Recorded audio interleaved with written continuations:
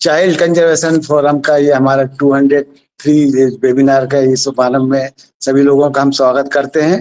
और आज हमारे इस वेबिनार में हमारे खास तौर से हमारे जो चाइल्ड कंजर्वेशन फोरम और सेवा भारती की तरफ से ये आयोजन किया जा रहा है। इसमें हमारे एक रिसोर्स पर्सन के रूप में भूमिका अदा करेंगे डॉक्टर रश्मि नेमा। डॉक्टर रश्मि नेमा के विषय में मैं बताना चाहूंगा कि ये आप एमएस करी हुई हैं और उन्होंने प्रसूति एवं स्त्री रोग विशेषज्ञ के रूप में राष्ट्रीय आयुर्वेदिक संस्थान जयपुर में आयुर्वेदिक चिकित्सा अधिकारी के पद पर पदस्थ है। और खास तौर से हमें ये अपनी सबसे बड़ी उपलब्धि देखी गई कि वर्तमान में विश्व स्वास्थ्य दिवस जो हमारा 7 अप्रैल को मनाया गया था, इसमें आयुर्वेदिक संस्थान जयपुर के माध्यम से उनके सम्मानित भी किया गया। वे हमारे इस कार्यक्रम में हमारे चाइल्ड कंजर्वेशन फोरम और सेवा भारती की ओर से बधाई के पात्र हैं। और हम सभी यहाँ पे जितने भी साथी जुड़े हैं विभिन्न चैप्टरों से, उनके तरफ से भी आपको बहुत बहुत शुभकामनाएं। और आज का हमारा जो विषय होगा, जो डॉक्टर रश्मि जो पेश करेंगी, जो किशोर बालिकाओं की स्वास्थ्य समस्याओं एवं आयुर्वेदिक से समाधान पर चर्चा, इस विषय को लेके मैं आमंत्रित करता हूं डॉक्टर रश्मि नेमा कि वे हमारे मध्य में उपस्थित जो इंडिया लेवल का फोरम है उसमें विभिन्न चैप्टर से जुड़े हुए जितने हमारे सदस्यगण हैं, वे आपकी बात को यहाँ पे सुनेंगे और उसके बाद हम इस बात को और आगे बढ़ाएंगे। तो मैं आमंत्रित करता हूँ डॉक्टर रश्मि नेमा। नमस्कार सर, आप सभी को मेरा नमस्कार। मैं डॉक्टर रश्मि नेमा, प्रसूति तंत्र स्त्री रोग विभाग जयपुर से मैंने एमएस किया है। और सर मैं आयुर्वेद चिकित्सा अधिकारी छिंदवाड़ा जिले में ही हूँ। मैं इन सर्विस कैंडिडेट से जयपुर में जयपुर से मैंने पीजी किया है सर। जैसा कि आज का टॉपिक है मेरे लिए किशोरी बालिकाओं की स्वास्थ्य का आयुर्वेद से समाधान। तो सर इस विषय पे चर्चा करने के लिए पहले हमें ये है कि हम किशोरी बालिकाएं जो हमारे देश का भविष्य है, उनमें जागरूकता होनी चाहिए मेंस्ट्रुअल हाइजीन से रिलेटेड। मेंस्ट्रुअल हाइजीन जो उनको रजस्व स्राव होता है, जिसको हम आयुर्वेद में रजस्वलाचर्या से कोरिलेट करते हैं, क्योंकि हमारे शास्त्रों में बहुत अच्छे से वर्णित है रजस्वलाचर्या, जो कि अभी फॉलो नहीं करते। पर हम अपने आयुर्वेद से जिनको भी ये रजस्वलाचर्या जो मैं बता रही हूँ, इसमें आचार्य चरक जी ने बताया है कि उस समय पे हमें किस चीजों का ध्यान रखना है, कैसे चर्या मतलब उसको फॉलो करना है। चर्या जैसे दिनचर्या, रात्रिचर्या, ऋतुचर्या होती है, वैसे रजस्वलाचर्या मतलब जो मासिक धर्म का समय है, उस काल को कहते हैं रजस्वलाचर्या। उस समय पर जैसे कि हमारे इसमें जो प्राचीन जो रूढ़ी मतलब ऐसे कहा जाए तो उसमें ऐसा बोलते हैं कि नहाना नहीं है, भगवान को टच नहीं करना है, या फिर उसको अलग रखना है। ये सब थोड़ी सी भ्रांतियां भी हैं। और मतलब मैं उसको अलग परिप्रेक्ष्य में बताना चाहूंगी कि शास्त्र में क्या वर्णित था। शास्त्र में ये था कि जब स्त्री को रजस्राव हो रहा है, रजस्राव क्योंकि सबसे पहले हमें इसके लिए जानना होगा कि मासिक धर्म क्या होता है, मेंस्ट्रुअल पीरियड जो आता है वो क्या है।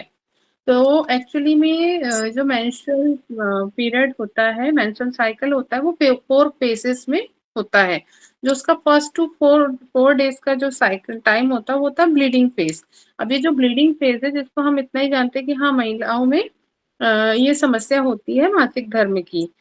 तो ये होता है कि एक साइकिल होता है, जब बालिका जब किशोरावस्था में प्रवेश करती है, 12 से 16 वर्ष की जो अवस्था है किशोरावस्था की, तो वो उसके अंदर प्रजनन क्षमता जब डेवलप होती है, विकसित होती है, उसका ये प्रथम पड़ाव होता है।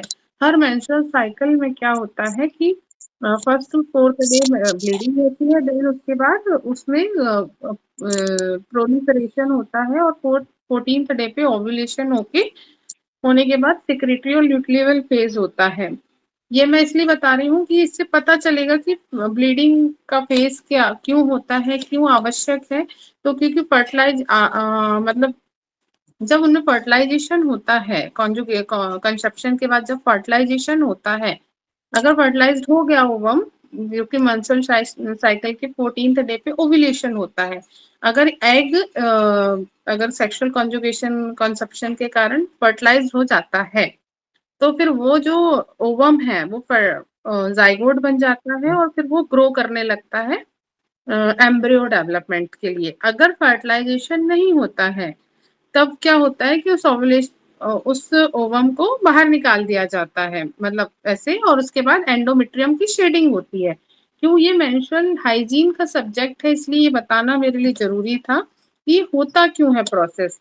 तो अगर फर्टिलाइजेशन नहीं हुआ तो देन उसके बाद एंडोमेट्रियम जो है, यूट्रस की जो है 3 परतें होती हैं, यूट्रस में बच्चेदानी जो होती है, गर्भाशय, उसमें 3 परतें होती हैं। उसमें सबसे बाहरी जो होती है वो होती है पैरामीट्रियम, बीच वाली होती है मायोमेट्रियम, और जो मेंस्ट्रुअल ब्लीडिंग होती है वो होती है एंडोमेट्रियम। एंडोमेट्रियम की शेडिंग होती है हर मेंस्ट्रुअल साइकिल में। तो इस कारण से हमारा ये आता है फ्लो, मेंस्ट्रुअल फ्लो, और ये हर महीने कंटिन्यूस ये हर महिलाओं में होता रहता है। अब इसको हम ऐसा जान सकते हैं आयुर्वेद से, हम इसको, जैसे हमारे आयुर्वेद में ये बताया गया है पंचकर्म जैसे होता है। पंचकर्म में एक और जैसे वस्ति, वमन विरेचन, वस्ति, नस्ते और शिरोविरेचन और रक्त मोक्षण, आचार्य सुश्रुत जी ने रक्त मोक्षण भी बताया है पंचकर्म में। तो रक्त मोक्षण मतलब शरीर से रक्त का निष्क्रमण, निकालना।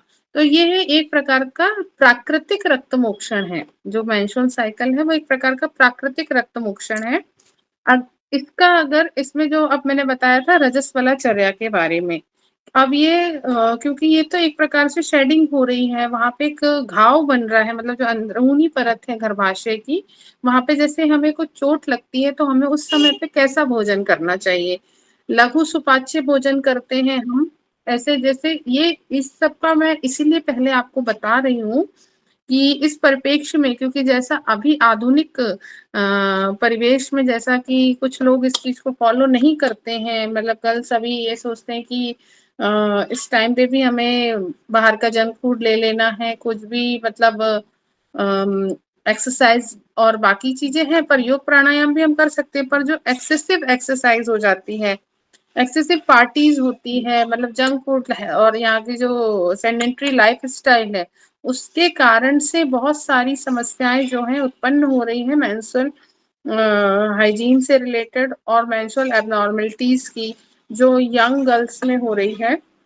प्रिकॉशियस प्यूबर्टी, मतलब प्रिकॉशियस प्यूबर्टी मीन्स जो हमारा प्यूबर्टी का एज होता है 12 ईयर्स टू 16 ईयर्स, वो कुछ बच्चों में प्रिकॉशियस मतलब यौवन अवस्था प्रारंभ होने का अर्ली जो स्टेज है वो पहले ही हो जा रहा है।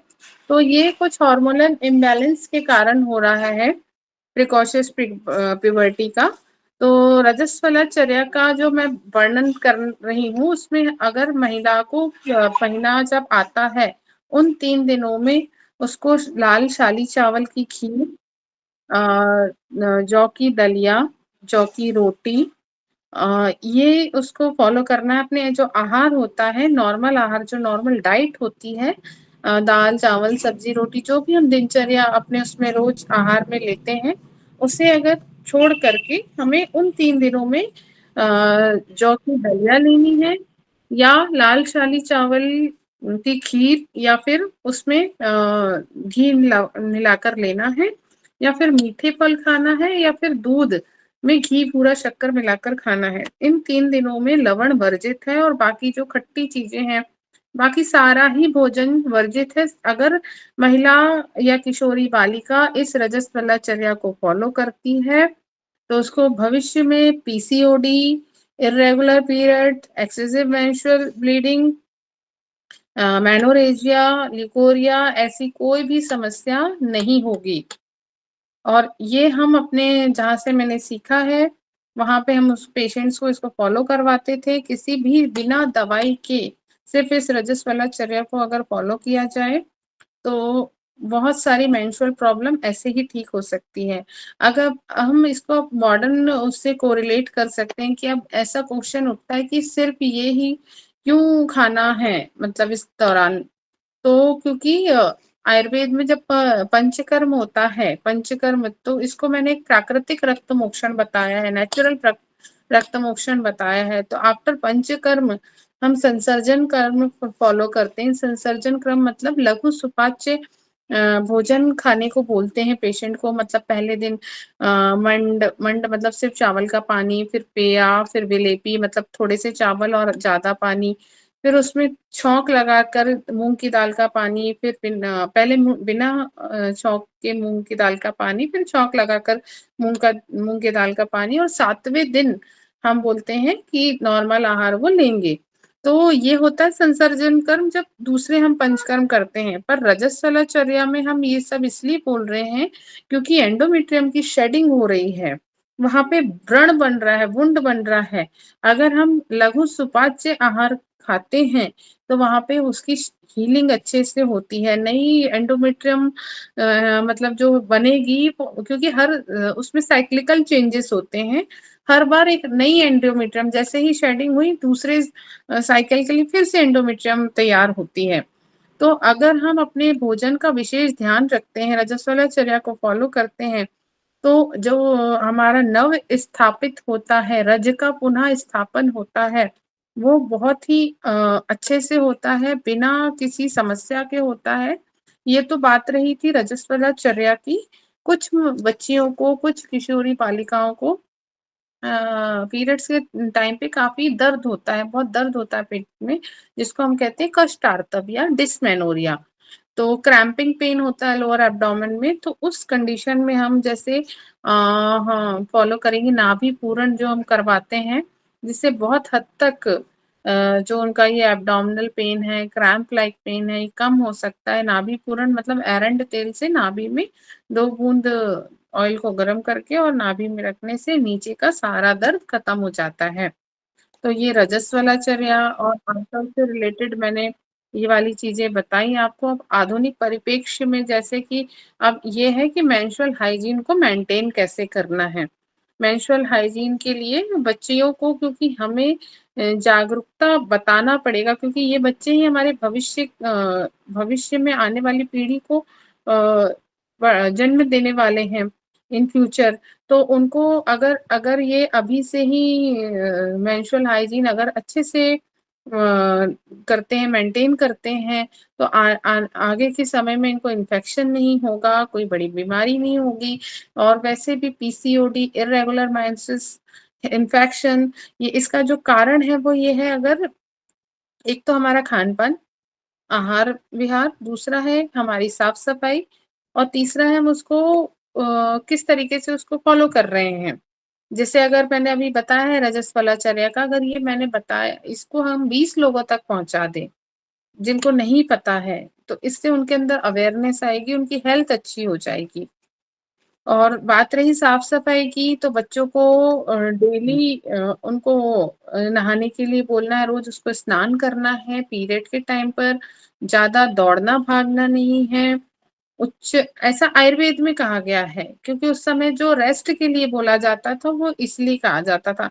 अभी जैसे हम पीरियड्स आ रहा है, डीजे है, पार्टी कर रहे हैं, इन सब का भी बहुत सारा इम्पैक्ट पड़ता है हॉर्मोन्स पे, हमारे रिप्रोडक्टिव सिस्टम पे, जो हमें अभी पता नहीं चलता कि ये क्यों हो रहा है। तो हमारी लाइफ़स्टाइल जो बिगड़ी हुई है, उसके कारण ही हम ही उसके कारण हैं, जिसके कारण हम अपनी हेल्थ को बिगाड़ रहे होते हैं। और उस मेंस्ट्रुअल हाइजीन का जो रिलेशन मैंने बताया कि उस समय पे हमें सैनिटरी पैड्स का यूज़ करना है बालिकाओं को, ये बिल्कुल बताएँ, क्योंकि किसी भी तरीके के गंदे कपड़े का हर बार यूज़ करने से जो इन्फेक्शन है वो असेंडिंग इन्फेक्शन होता है, और अगर ये ज़्यादा स्प्रेड हो जाता है तो कई बार बहुत पीआईडी मतलब pelvic inflammatory disease, white discharge, और बहुत सारी ऐसी समस्याएँ हैं जेनिटल ट्रैक्ट की, जो फीमेल पेशेंट्स में आगे जाके डेवलप हो जाती हैं। तो उन्हें ये बताना है कि उसको कितने टाइम के इंटरवल पे उसके पैड्स को चेंज करना है। मिनिमम 4 आवर्स में उसको मिनिमम 4 आवर्स में चेंज करना है, और मैक्सिमम 6 आवर में उसको के इंटरवल में उसको पैड्स को जो है चेंज करना है। ऐसा नहीं कि अगर कोई भी स्पॉटिंग ही हो रही है या ब्लीडिंग नहीं हुई तो भी एक पैड लगाया, तो वो 24 आवर्स तक बस एक ही लगा के रखा है। इसके कारण भी इन्फेक्शन हो जाता है। और जो कपड़े हैं, कपड़ा का यूज़ तो बिल्कुल ना करें। सैनिटरी पैड का या टैम्पून्स का यूज़ करें और रजस्वलाचर्या का अगर अच्छे से फ़ॉलो करते हैं बच्चे, तो उनको भविष्य में किसी भी तरीके की समस्या नहीं होती है, किसी भी तरीके की मेडिसिन नहीं लेनी पड़ेगी। ये वरदान है आयुर्वेद का, रजस्वलाचर्या। मैं चाहूँ तो उसको फिर से बता सकती हूँ कि उसमें हमें क्या करना है। नॉर्मल खाना छोड़ना है, जो उसकी नॉर्मल डाइट है हमारी, दाल, चावल, सब्ज़ी, रोटी, खटाई, पापड़ जो भी हम लेते हैं उसको स्टॉप करके हमें 3 दिन सिर्फ़ और सिर्फ़ जौ की दलिया पहला, या जौ की दलिया या जौ की रोटी, इसको बिना घी के यूज़ नहीं करना है। जब भी लेंगे इसको घी के साथ ही उपयोग करना है। लाल शाली चावल जो आता है, शैला चावल कहते हैं, उसकी या तो खीर बना लें या फिर उसमें घी डालकर लेना है। मीठे फल खाना है और दूध और घी, बूरा शक्कर का उपयोग करना है। मेरे तरफ से तो सर मैंने मेंस्ट्रुअल हाइजीन और किशोरी बालिकाओं से संबंधित जो उनको समस्याएँ होती हैं, ये मैंने अपने तरफ से बता दिया है। और आपको और कुछ जानना है या फिर मुझसे कोई सवाल पूछना है तो वो आप लोग पूछ सकते हैं। अभी अभी अभी अभी बहुत, अभी हमारे पास समय बहुत है ना? और कुछ अभी जानकारी दे सकते हैं कि अभी हमारे पास बहुत समय है, क्योंकि अभी हाँ, 20 हाँ। मिनट का ही सत्र हुआ है ना? अभी जी, और 20 मिनट आप अगर कर सकते हैं। किशोरी बालिकाओं का तो यही है कि ये तो मैंने बता दिया उनको कि कैसे, क्योंकि ये टॉपिक हो गया। मैं दूसरा और टॉपिक जैसे डिस्मेनोरिया या फिर अगर कोई इनफर्टिलिटी जो बांझपन आजकल समस्या ज़्यादा है समाज में, क्योंकि ये इससे ही कोरिलेटेड है, जो हमारी किशोरी बालिकाओं को जानना आवश्यक भी है। जैसे अब इससे रिलेटेड ही मैं अशरक दर या हाइपर जो उसको मेनोरेजिया होता है, उसके क्या कारण हैं और उसका क्या हम उपचार कर सकते हैं, वो मैं बताना चाहती हूँ। ठीक। और उस समय जैसे हम योग प्राणायाम की बात करें तो अ, इन इन मतलब किशोरी बालिकाओं का तो बता दिया कि उनको मेंस्ट्रुअल हाइजीन मेंटेन कैसे करना है। आगे जाकर हर फीमेल के लिए जो समस्या उत्पन्न होती है 16 से लेके 40-45 इयर्स तक जो हर महिला को दिक्कत आती है। अब हम बात करेंगे कि जो इनफर्टिलिटी है ये समाज में एक ज्वलंत समस्या जैसे दिन-ब-दिन बढ़ते ही जा रहा है। इनफर्टिलिटी मतलब बांझपन, वो उन सब का कारक भी यहीं से स्टार्ट होता है। जैसे पहले तो ऐसी समस्या नहीं हुआ करती थी और आजकल ही इतना समस्याएँ क्यों हो रही हैं इनफर्टिलिटी या फिर बांझपन से रिलेटेड? क्योंकि हमारा खान-पान, हमारी आहार-विहार, हमारी दिनचर्या, रात्रिचर्या, बाकी सब और हमारी जो लाइफ़स्टाइल है वो चेंज हो चुकी है। उसमें मेन कॉज़ होता है जैसे पीसीओडी, पॉलीसिस्टिक ओवेरियन डिसीज़। इसमें क्या होता है कि ये पीसीओडी महिलाओं में और बच्चियों में होने वाला एक बहुत कॉमन सिम्पटम है, मतलब डिसीज़ है ये। पॉलीसिस्टिक ओवेरियन डिसीज़ या पॉलीसिस्टिक ओवेरियन सिंड्रोम। सिंड्रोम मतलब बहुत सारी डिसीज़ का ये ग्रुप ऑफ डिसीज़ है। इसमें क्या होता है कि बालिकाओं में हिर्सुटिज़्म मतलब कान के ऊपर बालों का आना, ओबेसिटी, मोटापा और ओबेसिटी होगा, हिर्सुटिज़्म होगा, एक्ने और उसमें इर्रेगुलर पीरियड्स होते हैं। इर्रेगुलर पीरियड्स होते हैं और इसमें भी अगर जो ओवरी में जो ओव्यूलेशन होता है, वो ओवम उस जैसे मैं अपनी लैंग्वेज में बताना चाहूँगी कि डोमिनेंट फॉलिकल जो होता है, प्रजनन क्षमता के लिए जो अंडे का आकार होता है, वो उतना बड़ा ना होकर के छोटा हो जाता है और ऐसे बहुत सारे मल्टीपल फॉलिकल्स ओवरीज में बन जाते हैं और वो अनरप्चर्ड हो जाते हैं, मतलब वो छोटे-छोटे होकर वहाँ पे एट्रेशिया हो जाता है। एट्रेशिया मतलब वो डेवलप नहीं हो पाते हैं। इस कंडीशन को कहते हैं पीसीओडी। तो उसमें मल्टीपल फॉलिकल्स बनते हैं पर कोई भी जो फॉलिकल है वो बड़ा नहीं हो पाता। डोमिनेंट फॉलिकल नहीं बन पाता है प्रजनन के लिए, रिप्रोडक्शन के लिए वो वायबल नहीं होता है। तो इस कंडीशन के कारण ये एक पीसीओडी जो है ये इनफर्टिलिटी का तो कारण ही है और जो बच्चियों में है ये इर्रेगुलर मेंसेस का सबसे बड़ा कारण हो गया है कि डिलेड मेंसेस है, इर्रेगुलर मेंसेस है या फिर ओलिगोमेनोरिया हो रहा है, हाइपोमेनोरिया हो रहा है। पीरियड्स उनको आता तो है पर बहुत कम आता है, स्पॉटिंग होती है सिर्फ। ऐसी समस्या को लेकर जब बच्चियां आती हैं तो उस कंडीशन को आयुर्वेद में आर्तव क्षय से कोरिलेट किया जाता है। आर्तव क्षय मतलब जो पीरियड्स है उसको आयुर्वेद में आर्तव कहते हैं, क्षय मतलब उसका कम हो जाना।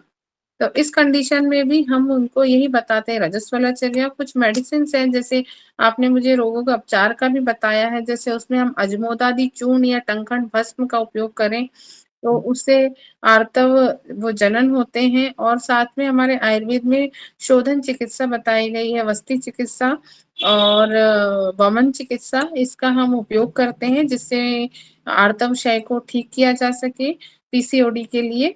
और फिर पीसीओडी सिर्फ एक ही उसका क्राइटेरिया नहीं होता है कि हमने देख लिया और उसको डायग्नोस कर लिया।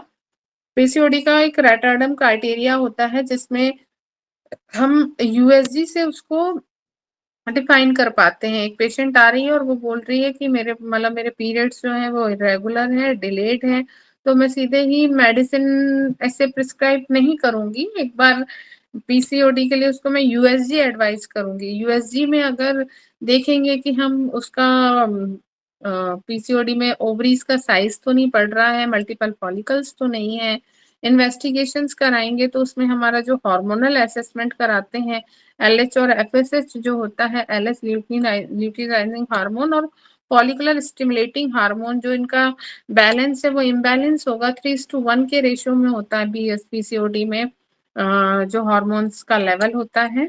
और साथ ही साथ इन्वेस्टिगेशन कराने के बाद हम उसको जनरल कंडीशन उसकी देखेंगे कि वो दिखने में क्या है। पेशेंट देखने से ही समझ में आ जा सकता है कि ये पेशेंट पीसीओडी का है। मतलब एक तो हम उसकी जनरल कंडीशन देखकर हम तय करते हैं और फिर भी डायग्नोसिस क्राइटेरिया जो होता है इन्वेस्टिगेशन और यूएसजी से, उसके बाद ही हम इसको डायग्नोस कर पाते हैं, क्लियरली पेशेंट को बता पाते हैं कि पीसीओडी है। पर मैक्सिमम बच्चियां अभी इसका शिकार हो रही हैं।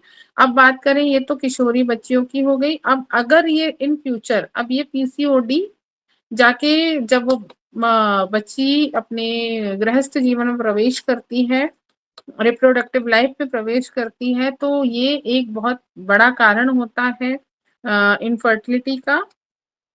और उसके बाद एक तो ये हो गया, फिर हमारी जो आफ्टर 35 ईयर्स ऑफ एज की जो महिलाएं होती हैं जो मेनोपॉज की तरफ जा रही होती हैं, पेरी मेनोपॉजल की जो वुमेन्स होती हैं 40 to 45 ईयर्स की, उनमें इसके कारण एंडोमेट्रियल हाइपरप्लाजिया, जो एंडोमेट्रियम मैंने पहले ही बताया था कि एंडोमेट्रियम के बारे में कि जो गर्भाशय की जो अंदरूनी दीवार है उसकी ही शेडिंग होती है हर महीने मेंस्ट्रुअल ब्लड फ्लो के रूप में। अगर वहां पे कुछ पैथोलॉजी डेवलप हो रही है, कुछ गड़बड़ हो रही, तो आफ्टर 35 ईयर्स, 40 और 45 ईयर्स की जो एज होती है, मेनोपॉजल एज होती है, उस समय हाइपरप्लाजिया होने लगता है। जो कैंसरस जो यूट्रस का जो कैंसर है, बोलते हैं कि बहुत सारा सर्वाइकल कैंसर हो गया, ये बच्चेदानी का जो कैंसर होता है, उसमें मुख्य कारण ये भी होता है कि एंडोमेट्रियल हाइपरप्लाजिया होने लगती है। बहुत ज्यादा ईस्ट्रोजन का इन्फ्लुएंस होने के कारण एंडोमेट्रियल हाइपरप्लाजिया होती है, सीए सर्विक्स होता है, सीए एंडोमेट्रियम हो जाता है। और मेनोपॉज की जो महिलाएं होती हैं पेरी मेनोपॉजल वाली, उनमें भी हमें जैसे उनमें जो सिम्टम दिखते हैं, हॉट फ्लशेस, चिड़चिड़ापन, नींद नहीं आना, बेचैनी, ये सारे जो सिम्टम होते हैं ये मेनोपॉज के होते हैं।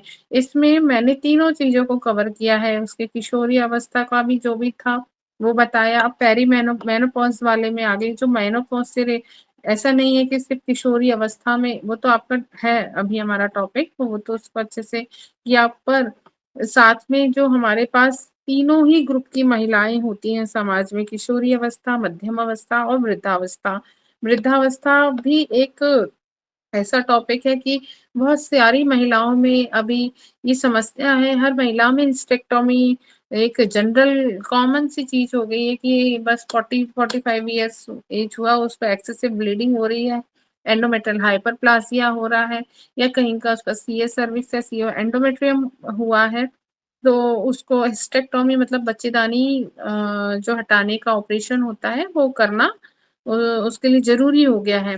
तो इस समय में जो उसको लक्षण आते हैं, जैसे उसको बेचैनी होना, नींद नहीं आना, हॉट फ्लशेस, ये सारी जो है ये पेरीमेनोपॉज़ल सिम्पटम होते हैं। अब इसके लिए जो है आयुर्वेद में आंवला की चूर्ण है, रसायन औषधि अश्वगंधा चूर्ण है, शतावरी चूर्ण है और कैल्शियम प्रिपरेशन जैसे एकीक पिस्टी, कहरवा पिस्टी, अशोका अरिष्ट, बहुत सारी ऐसी मेडिसिन्स हैं जो हम इस अवस्था में भी देते हैं जब फीमेल्स को इस कंडीशन में और ज़्यादा ऐसे लगता है कि पता नहीं मेरे साथ अभी क्या हो रहा है। तो ये भी एक समस्या होती है महिलाओं में पेरीमेनोपॉज़ल सिंड्रोम वाली, जिसको हम आयुर्वेद से कहीं हद तक उसको जागरूक कर सकते हैं, अवेयरनेस कर सकते हैं उनमें। और बात रही फिर मध्यम अवस्था में इनफर्टिलिटी का, एक कारण तो पीसीओडी था। सेकंड, उसमें इर्रेगुलर मेंसेस होती है। इर्रेगुलर मेंसेस भी पीसीओडी में होती है। एक्सेसिव मेनोरेजिया हो रहा है, प्रोलॉन्ग ब्लीडिंग हो रही है, तो उसमें भी हम अपने रजस्वलाचर्या को फॉलो करने का उनको बता सकते हैं, क्योंकि जो मुख्य कारण है, जो मुख्य चीज़ है, वो किसी भी रूप से फिर वो एक्सेसिव भी हो सकती है, हाइपो भी हो सकती है, एपिमेनोरिया भी हो सकता है। जो मुख्य कारण है हमारा जो मेंस्ट्रुअल ब्लड फ्लो को ठीक करने का है, वो है रजस्वलाचर्या का। अगर हमने इसको फॉलो करवाया बहुत सारी बच्चियों में, तो अपने आप ही ये समस्या दूर हो सकती है।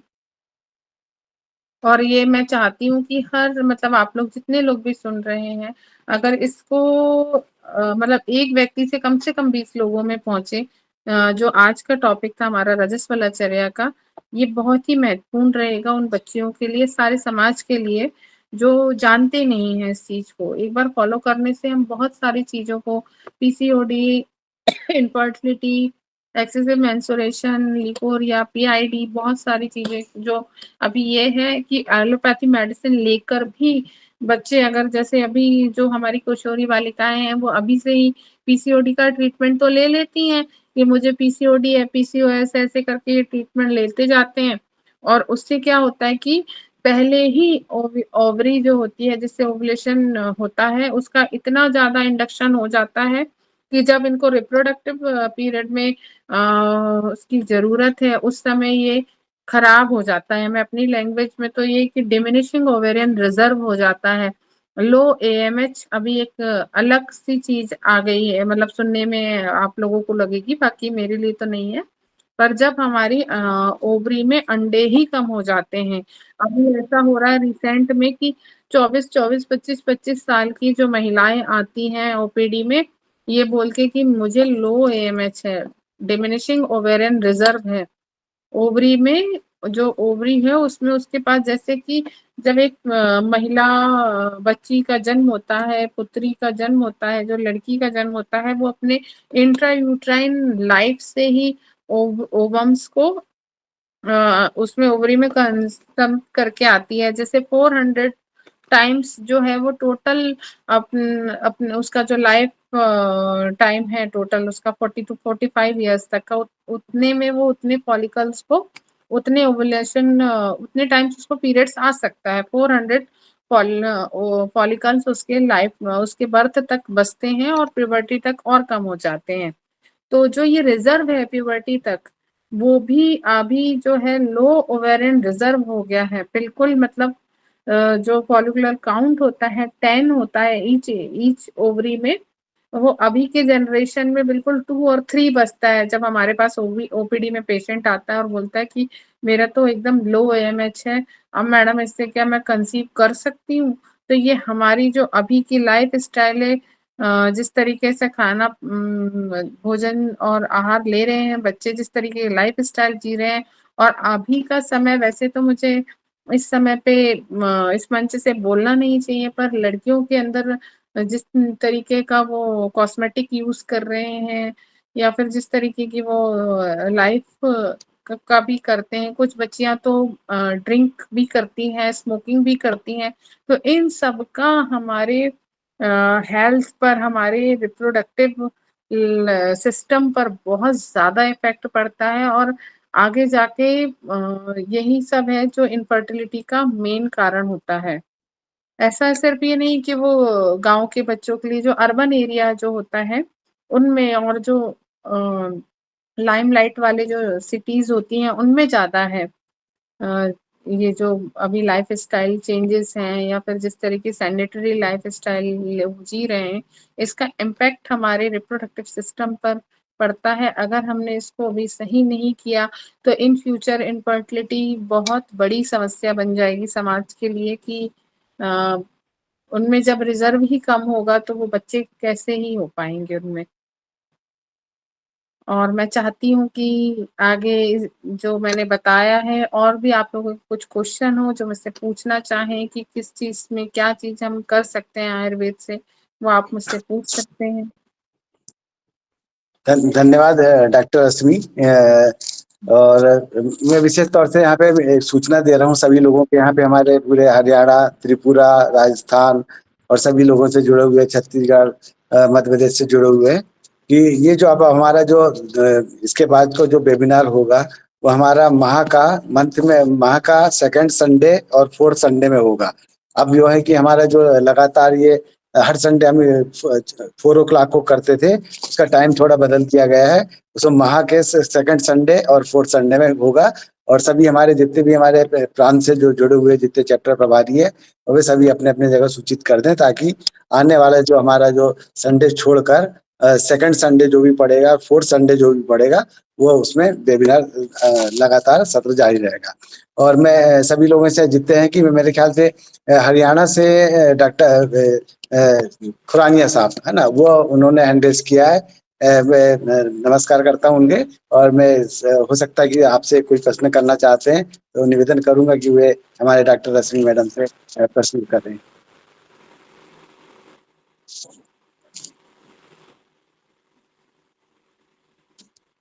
डॉक्टर खुरानिया जी, आवाज नहीं आ रही है।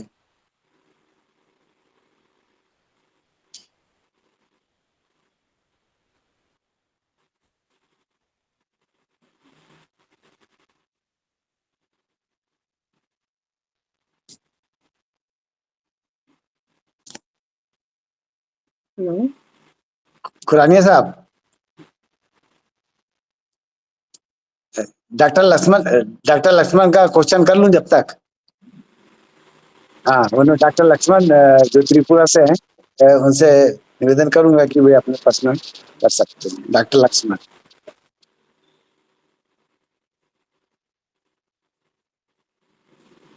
हाँ, हाँ डॉक्टर लक्ष्मण, आवाज नहीं आ रही है आपकी।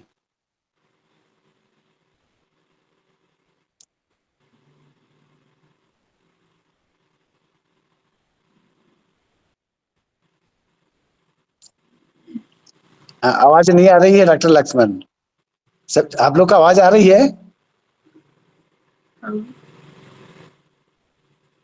मुझे नहीं आ रही आवाज। नहीं आ रही, आवाज नहीं आ रही, किसी की आवाज नहीं आ रही। डॉक्टर हाँ, खुरानिया डॉक्टर साहब, आपको आ रही है आवाज? अरविंदर जी की भी नहीं आ रही है और लक्ष्मण जी की भी नहीं आ रही है। हाँ, खुरानिया साहब, आपकी भी नहीं आ रही आवाज।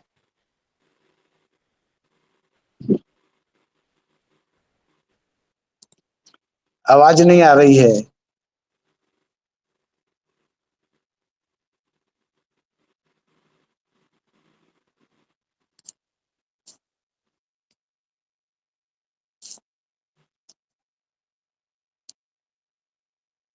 ओपन क्वेश्चन है इसमें, हम क्वेश्चन करने का मौका मिला है पर हमको साउंड नहीं आ रहा है। दया मैडम, नहीं आ रही आवाज।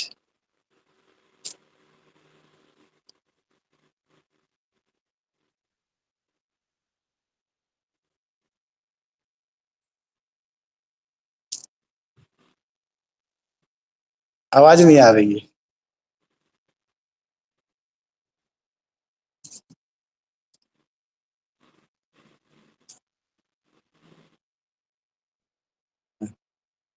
दया मैडम,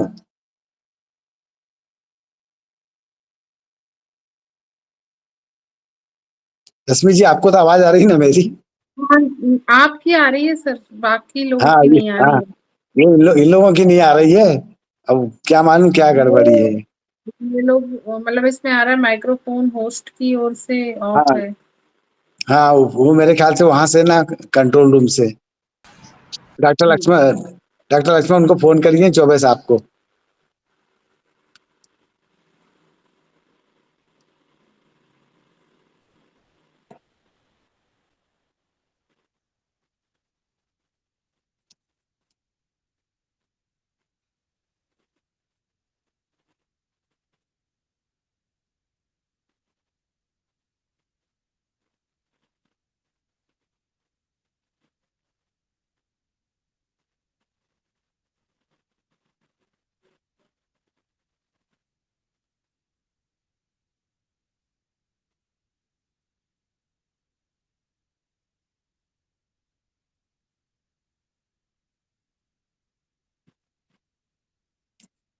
खुरानी साहब आप फोन करिए ना।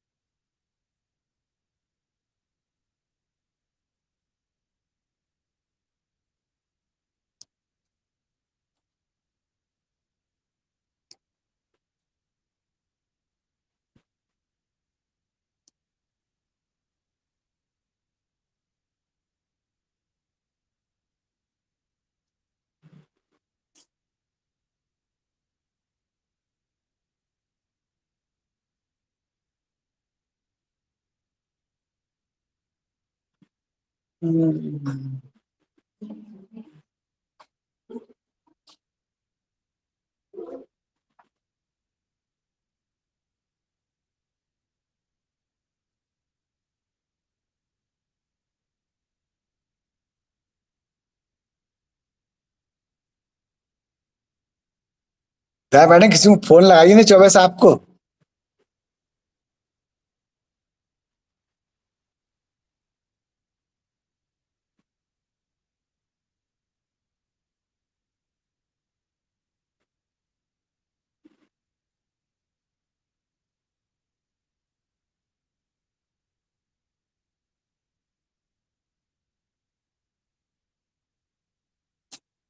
कुलदीप जी, सबके माइक ओपन करिए।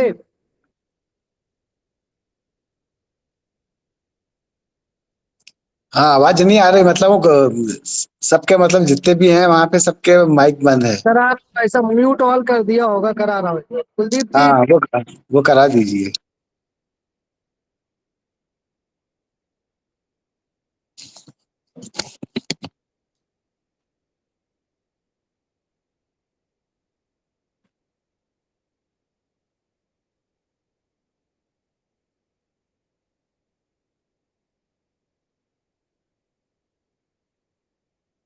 कुलदीप जी। अरे भाई, सर हेलो। सबको अनम्यूट करो ना प्लीज। नहीं सर, मैंने सबको अनम्यूट किया सर, खुरानी साहब आवाज आ रही है क्या? क्योंकि मैडम की, रश्मि मैडम की आ रही है और श्यामलाल सर की भी आ रही है। वो हाँ, और डॉक्टर ये लक्ष्मण और बाकी वहाँ डॉक्टर बाकी लोग खुरानी अनम्यूट नहीं हो पा रहे हैं। नहीं हो पा रहे हैं बाकी लोग। आपको टूल्स में जाकर के म्यूट फॉर ऑल ऑप्शन हटाना पड़ेगा।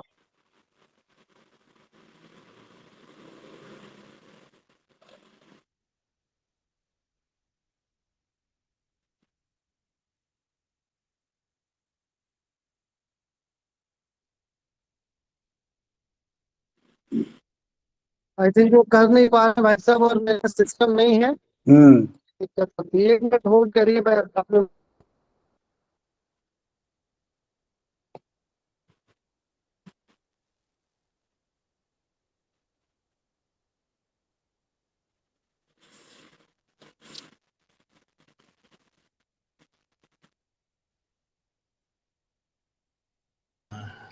कर दिया अनम्यूट मैंने। जरा एक बार ये हो लक्ष्मण जी गया आप है। चालू कर थैंक दीजिए। यू। थैंक ठीक है। हाँ, लक्ष्मण जी। हाँ ठीक मैं ठीक है। डॉक्टर रश्मि का पहले तो थैंक्स करना चाहूंगा उन्होंने जी। काफी अच्छे ढंग से पीसीओडी, यूएसजी, हाइपरप्लेजिया, मोनोपॉज, इन सब बातों के बारे में बताया। और जहां तक मैं समझ पाया कि इन्होंने जो बताया कि डेट ऑफ पवर्टी, जो पवर्टी का पीरियड शुरू होता है 12 साल की उम्र से ऑनवर्ड्स। मेरा सवाल ये है कि जब 12 साल का बच्चा होता है वो तकरीबन 8वीं क्लास में होता है, 8वीं कक्षा में होता है, और अगर इस पीरियड में उसको स्टमक में पेन होता है इस वजह से, उसके अदर सिम्टम क्या होते हैं कि क्लास टीचर उसको पेन किलर ना दे और उसकी बात को समझे? ये मेरा प्रश्न है। हाँ सर, नमस्कार सर, धन्यवाद, आपने अच्छा क्वेश्चन किया सर। ये जो मतलब आपने पूछा कि अर्ली मतलब प्यूबर्टल एज में उसको जो फर्स्ट टाइम पीरियड आया है या फिर पीरियड आ चुका है पहले भी, तो उसको सर क्रैम्पिंग पेन होता है लोअर एब्डोमेन में।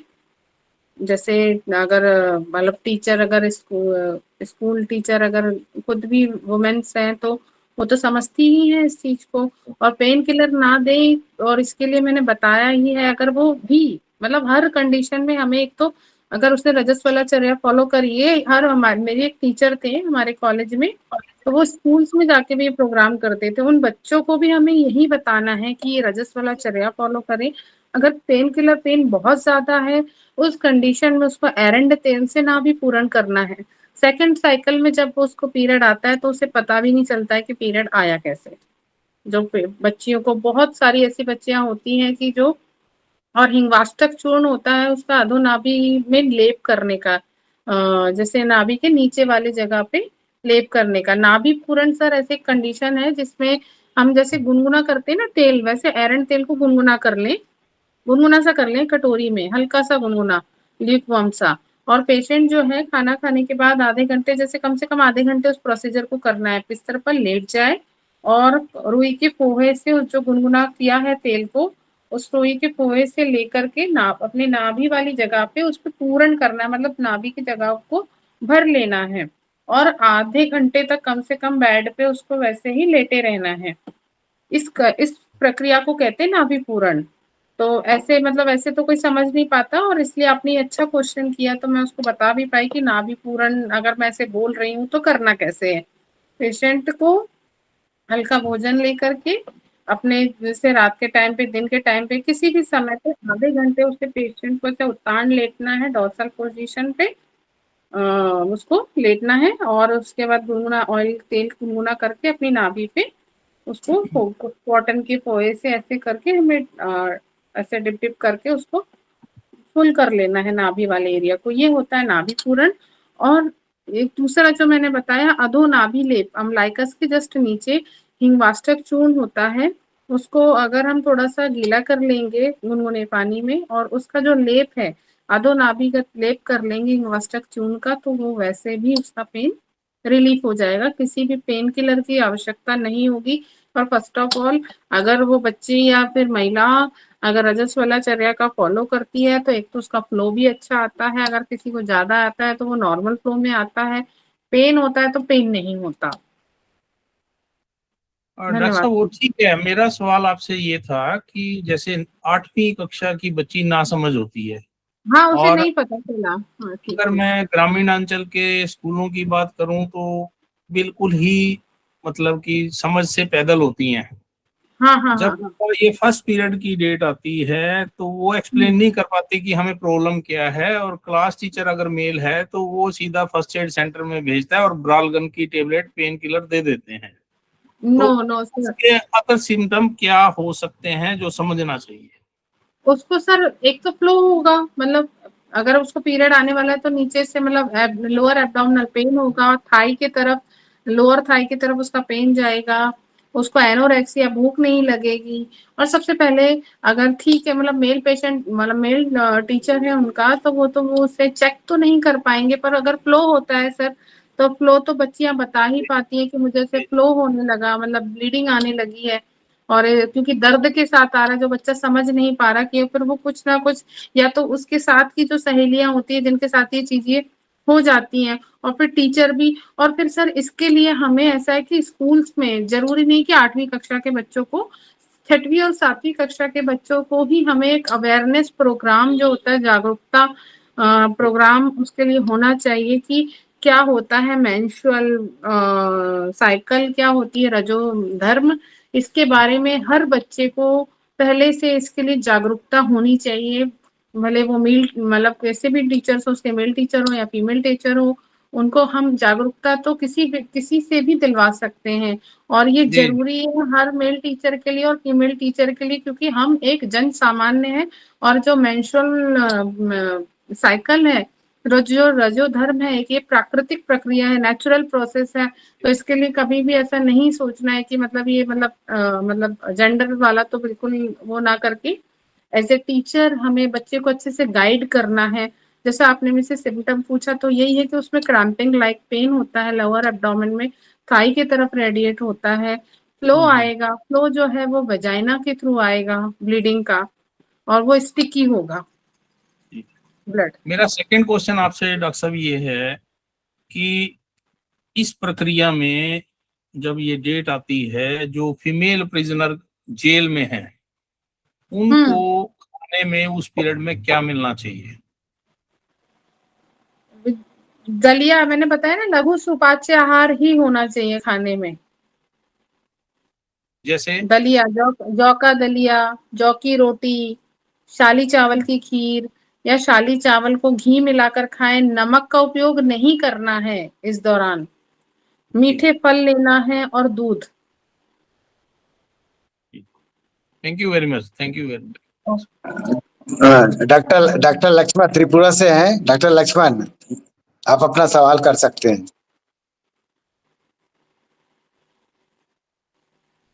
नमस्ते सर। डॉक्टर लक्ष्मण अपने आप को अनम्यूट करें। अनम्यूट कर, आवाज नहीं आ रही डॉक्टर लक्ष्मण आपकी। अभी अभी ठीक है। हाँ ठीक है, अभी ठीक है। नमस्ते डॉक्टर रश्मि। जी ये नमस्कार सर। मेरा क्वेश्चन है, कोई बच्चा तो इसके मेंस्ट्रुअल साइकिल कितना साल से हो सकता है? 10 साल से, 11 साल से? कोई अर्ली मेंस्ट्रुएशन साइकिल देखता है, early stage of menstruation. So why it causes, why it happens? First question. Then in the delay also, what is the reasons behind this early menstrual and delay menstrual? Second thing, all the disease like leukorrhea, amenorrhea, dysmenorrhea, or to some extent infertility, and also PCOD. What are the conditions we can provide the girl children by taking the natural things adjacent to our family, adjacent my area, which is available in the society, in the market, without taking directly of Ayurvedic medicines? Do you understand my point, madam? Yes, yes, sir. I understand. Your question is precocious puberty, जो कि मैंने पहले ही बताया था कि जो puberty का जो टाइम है वो उसका जो एवरेज एज है 12 इयर्स टू 16 इयर्स का है सर, और मेन जो है 13 इयर्स का। और अगर लेस देन मतलब 8 इयर्स में अगर बच्चे को पीरियड्स आ जा रहे हैं, उस कंडीशन को हम बोलते हैं प्रिकॉशियस प्यूबर्टी। जो प्यूबर्टी जो एज है वो होती है, ये कनेक्ट करती है चाइल्डहुड को एडल्टहुड से, है ना। तो इनमें क्या होता है कि जो प्रिकॉशियस प्यूबर्टी के कुछ कॉजेज होते हैं सर, जैसे कि अर्बन एरिया जो है, मतलब लाइट, ये तो सबसे लास्ट वाला कॉज है, पर इसमें ईस्ट्रोजन का इन्फ्लुएंस जो होता है इन बच्चों में, या फिर जो जैसा लाइफ स्टाइल है, फैमिली हिस्ट्री है, अगर उनकी फैमिली हिस्ट्री रही है, अगर मदर की, डिपेंड करता है मेंस्ट्रुअल हिस्ट्री सबसे ज्यादा, कि अगर मदर को, बुआ को, नानी को या मौसी को अगर इनकी फैमिली हिस्ट्री रही है प्रिकॉशियस प्यूबर्टी की, तो उसमें भी चांसेस होते हैं कि बच्चे को प्रिकॉशियस हो सकता है। ये फर्स्ट कॉज हो गया।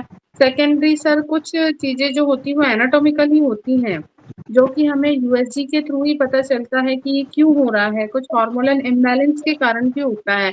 थर्ड होता है कि अगर जैसे हम ये प्लास्टिक की चीजें जो ज्यादा यूज करते हैं बच्चे, जो बॉटल फीडिंग करते हैं तो उससे भी ईस्ट्रोजन हार्मोन जो है वो मिमिक करता है। और फोर्थ कॉज इसका ये हो सकता है, जैसे कुछ जो छोटे बच्चे होते हैं वो, जैसे आजकल का जो एरा है इसमें हर बच्चे के हाथ में मोबाइल होता है, वो हर चीज पहले से जो अपनी जो उसकी एज है उससे ज्यादा उसको एडल्ट रूट की जानकारी हो गई है। और इसका एक बैड इफेक्ट भी है कि जिसके कारण अभी बच्चों में प्रिकॉशियस प्यूबर्टी के चांसेस ज्यादा बढ़ गए हैं।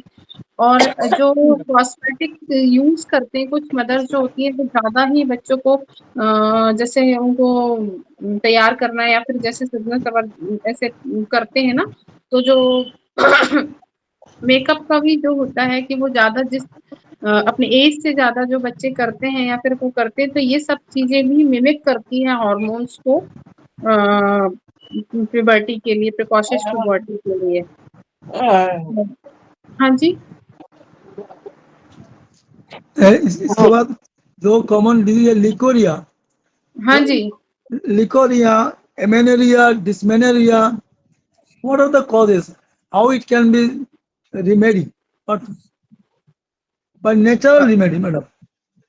ल्यूकोरिया सर, जो आप बात कर रहे हैं ल्यूकोरिया का, जो हमारा जो वेजाइनल एरिया होता है, जो वेजाइनल फ्लोरा होता है, उसमें एक नॉर्मल सिक्रीजन तो होता ही है, वो भी ईस्ट्रोजन के कारण होता है। वहां पे एक डोडरलिन बेसिलाई होता है हमारी वेजाइनल एरिया, वेजाइनल फ्लोरा को जो मेंटेन करता है, उस पीएच को जो मेंटेन करता है, जो वहाँ का पीएच होता है 4 to 4.5 होता है, डॉडरलाइन बेसिलाई के कारण। पर किसी कारण से, जैसे अगर उसने हाइजीन मेंटेन नहीं रखी है, अंडर गारमेंट्स अगर जैसे बहुत ऐसे गीले अंडर गारमेंट्स है जो अच्छे से ड्राई नहीं है, बहुत ओल्ड है, या फिर वही मतलब अगर अच्छे से हाइजीन, पुअर हाइजीन अगर उसने रखी है उस जगह पे, तो यहाँ पे जो ये फ्लोरा है, वेजाइनल फ्लोरा, डिस्टर्ब हो जाता है। और जो हमारा नॉर्मल क्योंकि नॉर्मली डिस्चार्ज, क्योंकि वहाँ पे जो एरिया है, वेजाइनल एरिया है, वहाँ पे एक फ्लोरा होता है, जिसके कारण वहाँ पे ये म्यूकस के कारण वहाँ पे मॉइस्चर तो रहता ही है, मॉइस्चर तो होता ही है, पर ये डिस्टर्ब होने के कारण एक्सेसिव हो जाता है। जब ये कंडीशन एक्सेसिव हो जाती है, पुरुलेंट हो जाती है और वहाँ पे ईचिंग होने लगती है, तो उस कंडीशन को हम ल्यूकोरिया कहते हैं। तो ये डिस्टर्बेंस, वेजाइनल फ्लोरा डिस्टर्बेंस के कारण होता है, जिसका मेन कॉज होता है infection, ascending infection through the vagina, through cervix and uterus and fallopian tubes. So all the adjacent area of uterus, it's covered by infection due to poor hygiene. और आप इसमें मुझे पूछ रहे हैं कि अगर मैं कोई भी आयुर्वेदिक मेडिसिन ना दूं, तो इसमें सबसे इसका यही है, हमारे आयुर्वेद में जो भी चिकित्सा की जाती है सर, उसमें सबसे पहला कारण ही हम लोग करते हैं निदान परिवर्जन। पहले हमारे चिकित्सा सूत्र ही हमारे आयुर्वेद का निदान परिवर्जन है, उसके बाद हम चिकित्सा करते हैं। निदान परिवर्जन मतलब जो कॉज है उसको रिमूव करना। तो यहाँ पे जो कॉज है, अगर उसने साफ सफाई या हाइजीन मेंटेन कर ली, तो वो वैसे ही ठीक हो जाएगा। तो पहले हमें देखना उसका कॉज क्या है, कॉज को रिमूव करना।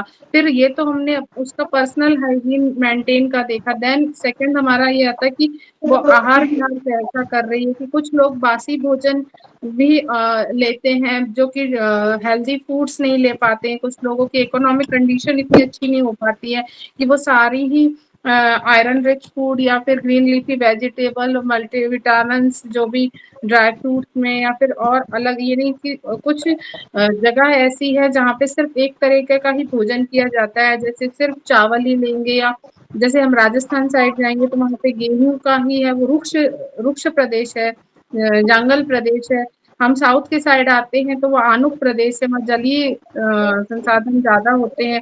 तो वहाँ पे एक रस, जैसे हमारे आयुर्वेद में षड रस का महत्व है, मधुर, अम्ल, लवण, कटु, तिक्त, कषाय, इस तरीके का आहार होना चाहिए। केवल एक रस आहार भी जो होता है वो इंसान को दुर्बल करता है, जो लिकोरिया है वो दुर्बलता के कारण ही होता है। तो सेकंड कॉज एक आप आहार से ये हो गया। और थर्ड भी उसमें फिर कुछ चीजें ऐसी हो सकती हैं, क्योंकि इन्फेक्शन जब ज्यादा हो गया तो फिर अब यूएसजी करा के उसमें प्रिडिक्ट होगा, मतलब उसका डायग्नोसिस हो पाएगी कि इसको पीआईडी हो गया। इन्फेक्शन ऐसा था कि वो बहुत ज्यादा, कुछ महिलाओं में तो ये स्टार्टिंग में समझ में नहीं आता, फिर उन्हें ऐसा लगता है ये नॉर्मल चीज है, सफेद पानी जाना तो एक नॉर्मल चीज है, जो कि नहीं होती है। तो कुछ कंडीशन होती है जिस कंडीशन में, जैसे 14th डे जो होता है पीरियड का, मेंस्ट्रुअल डे के 14th डे पे ओव्यूलेशन होता है, और ओव्यूलेशन के टाइम पे जो सिक्रीशन होता है वो नॉर्मल से ज्यादा होता है। उसकी भी कुछ इसलिए होता है क्योंकि उस समय वो स्पर्म को फैसिलिटेट करने के लिए वो सिक्रीजन ज्यादा होता है, एस्ट्रोजेनिक स्टेज होती है, एस्ट्रोजन का इन्फ्लुएंस होता है, इसलिए 14th डे ऑफ साइकिल पे अगर हो रहा है सिक्रीजन ज्यादा तो वो नॉर्मल है, फिर वो उसको एबनॉर्मल नहीं कह सकते। कि कुछ महिलाएं आई और फिर वो कह रही है कि मुझे पीरियड के 7वें 8वें दिन के बाद से सिक्रीजन ज्यादा होता है, फिर 2-4 दिन रहता है, फिर बंद हो जाता है, तो वो भी एक नॉर्मल चीज है, वो एबनॉर्मल नहीं है। और बात रही ग्लिकोरिया का, तो सर जैसे आई एम ए गायनेकोलॉजिस्ट, तो फिर मैं अपने हिसाब से पहले, हम किसी भी चीज को पहले देखेंगे कि उसको अंदर कैसा डिस्चार्ज है, तो उसके लिए सबसे पहले एग्जामिनेशन होता है किसी भी, मतलब ठीक है, अगर किसी को जैसे ये समस्या है तो उनको तुरंत ही पहले तो अपने किसी ऐसे दिखाना है जो उसकी अच्छे से जानकारी उसको दे पाए, मतलब अपने ही उससे उसको ट्रीट नहीं करना है। पर फर्स्ट जो कॉज है, पहले मैंने जो बताया निदान परिवर्जन का, अगर इन कारणों से है तो हम अगर पहले उनको ठीक करेंगे, क्या पता वो चीजें उसी से ठीक हो जाए। ठीक है सर, नमस्ते सर। दया मैडम कुछ रखना चाहती हैं अपनी बात, दया गर्ग राजस्थान से। हाँ, नमस्ते मैम। नमस्ते मैम। मैं सॉरी, मेरे लिए काफी उपयोगी था आज का सेशन, लेकिन मैंने थोड़ा लेट ओपन किया तो मैं कुछ कम सुन पाई चीजों को। तो मेरा एक क्वेश्चन है कि मोनोपोज का, प्री मोनोपोज, फाइनल मोनोपोज में फीमेल्स को बहुत सारे मूड स्विंग्स होना, बहुत सारी प्रॉब्लम्स आती हैं, तो उसमें क्या ये नॉर्मलाइज है? क्या इसमें कोई टैबलेट लेनी चाहिए कभी कभी, या कुछ ऐसी चीज है जो हमें नॉर्मल बिहेव करने पे, ऐसा कोई आयुर्वेद में होता हो ऐसा जो आपने बताया होगा, मैंने सुना नहीं है, उसके बारे में मैं जानना चाह रही थी। जी मैम, नमस्ते मैम, बहुत अच्छा क्वेश्चन था आपका। मेनोपॉज, क्योंकि ये हर, मतलब इस फेज में भी हमें पहुंचना है, इस फेज की महिलाओं को भी हमें वो करना है, और मतलब वास्तव में हमारे आयुर्वेद में तो बहुत कुछ है। मतलब जो मेनोपॉज के आपने जैसे पूछा, जैसे कि मैम अभी स्ट्रेस वाली लाइफ भी है, बहुत ज्यादा तनाव इतना ज्यादा है काम का कि उसको अपनी फैमिली को भी देखना होता है, अगर वो वर्किंग वूमेन है, नहीं भी है तो भी उसको इतना सारा वर्क होता है हाउस वाइफ होते हुए भी, तो बहुत सारा स्ट्रेस होता है, क्योंकि जब हमारी पेरी मेनोपॉज या मेनोपॉज की कंडीशन आती है तो हमारा जो कार्डियोवास्कुलर सिस्टम होता है, सेंट्रल नर्वस सिस्टम होता है, ये सारा डिस्टर्ब होता है, और उसके कारण से और हार्मोनल चेंजेस होते हैं जो प्यूबर्टी के टाइम पे स्टार्ट हो रहे थे, रिप्रोडक्टिव टाइम पे अलग, और इस टाइम पे जैसे हमारा बहुत सारी चीजें, जैसे लॉस ऑफ लाइबिडो होने लगता है, किसी भी चीज में उत्साह नहीं होता, ड्राइनेस होने लगती है हर चीज बड़ा में, तो ये डल फील होता है, अच्छा नहीं लगता, यस, हाँ, चिड़चिड़ापन तो रहता ये है। हमारे जो हार्मोन्स है, हार्मोन्स का जो सिक्रीजन है, उनका जो रेशो है वो जस्ट अपोजिट हो जाता है इस कंडीशन में। जो एस्ट्रोजन अभी तक, जैसे स्किन जब झुर्रियां आने लगती हैं आंखों के नीचे या फिर स्किन में, ये तो सारा एस्ट्रोजन का खेल होता है।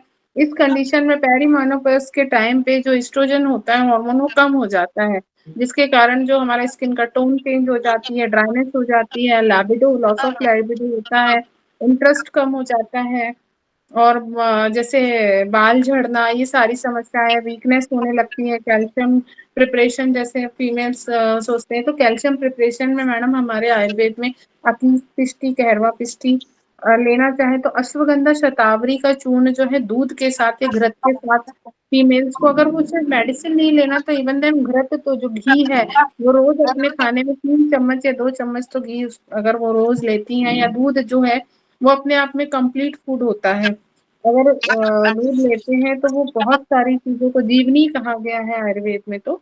और अगर जैसे उसको नींद आने की समस्या, नींद नहीं आ रही है, मेधा शक्ति कम हो रही, तो इस कंडीशन में हम अश्वगंधा चूर्ण, शतावरी चूर्ण को दूध के साथ लेने से ये समस्या कम हो जाती है, सिक्रीजन भी बढ़ता है, जो ड्राई हो गया, ड्राइनेस आ गई है, और मेन और बाकी और भी जो समस्या है उसकी, हॉट फ्लशेस की या फिर नाइट स्वेट की, ये सब ठीक हो जाती है।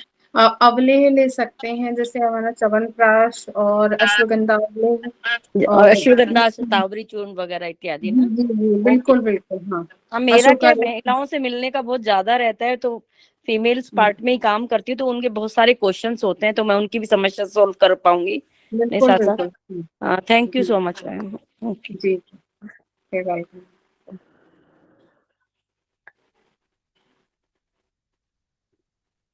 नम्रता मैडम, आप कुछ बोलना चाहेंगी? नम्रता जी, ब्रजेश कुमार गुप्ता बिहार से जुड़े हुए हैं, वो कुछ कहना चाहेंगे? चलिए मैडम, बहुत बहुत धन्यवाद। और आपने यहाँ पे बहुत अच्छा सा सरल शब्दों में ये चीज बताने का प्रयास किया, और निश्चित रूप से आपके बताए हुए सारे संदेश जो है, निश्चित रूप से हमारे जो विभिन्न प्रांत से जुड़े हुए जितने भी हमारे चैप्टर प्रभारी हैं, वह पूरा प्रचार प्रसार करेंगे, और जो हमारे इस प्रकार की जो गंभीर हमारी जो बीमारियां हैं उससे निजात पाने के लिए पूरा प्रयास यहाँ के द्वारा यहाँ किया जाएगा। और आज का चाइल्ड कंजर्वेशन फोरम की ओर से हमारे जो अध्यक्ष माननीय डॉक्टर राघवेंद्र शर्मा की ओर से, और सेक्रेटरी चाइल्ड कंजर्वेशन फोरम के डॉक्टर कपाशंकर चौबे जी की तरफ से, और हमारे समस्त हमारे चैप्टर्स जुड़े हुए सभी प्रतिभागियों से बहुत बहुत धन्यवाद लेते हैं, और बहुत बहुत धन्यवाद। और नेक्स्ट टाइम में और अच्छे सत्र को लेके हम आगे आपसे बात करेंगे। आपका इस प्रकार में कार्यक्रम में सहभागिता दिया, बहुत बहुत धन्यवाद। Thank you ma'am. Thank you so much. आप सभी का भी मुझे